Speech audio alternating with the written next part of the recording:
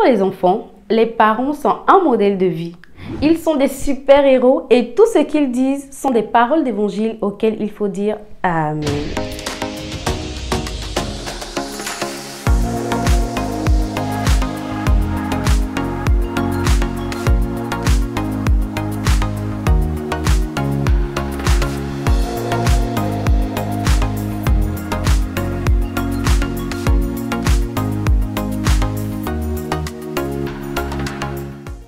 Quand papa ou maman dit que le ciel est bleu, qu'il pleuve ou qu'il neige, le ciel est bleu.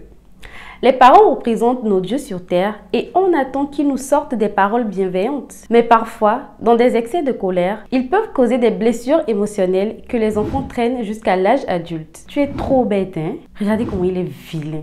Tu ne vaux rien.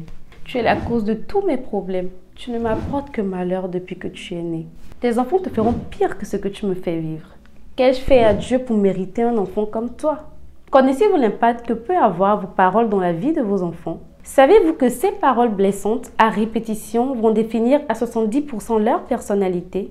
Pour certains parents, sortir ce genre de paroles aux enfants permet de fouetter leur ego et de les pousser à se surpasser. Cela ne signifierait donc pas qu'ils ne les aiment pas. Ils exprimeraient juste leur colère à cet instant précis et pour certains, déverser leur frustration.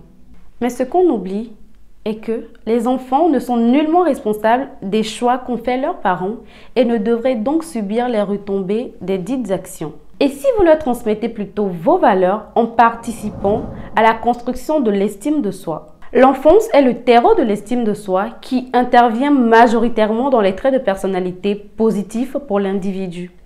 Il faut pour ce faire un encadrement attentif et chaleureux, une discipline ferme et cohérente, une bonne communication.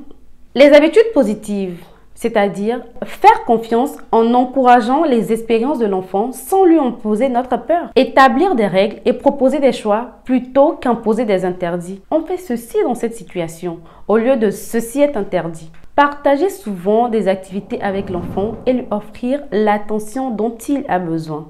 Identifiez et verbalisez vos propres émotions et aidez ainsi les enfants à faire de même. Pratiquez la communication non violente. Remarquez les efforts et les intentions de l'enfant. En transmettant les valeurs et les attitudes positives à vos enfants, vous participez à leur épanouissement sur tous les plans. Les insultes et les cris ne sont pas toujours la bonne méthode. Les mots sont aussi tranchants qu'un couteau.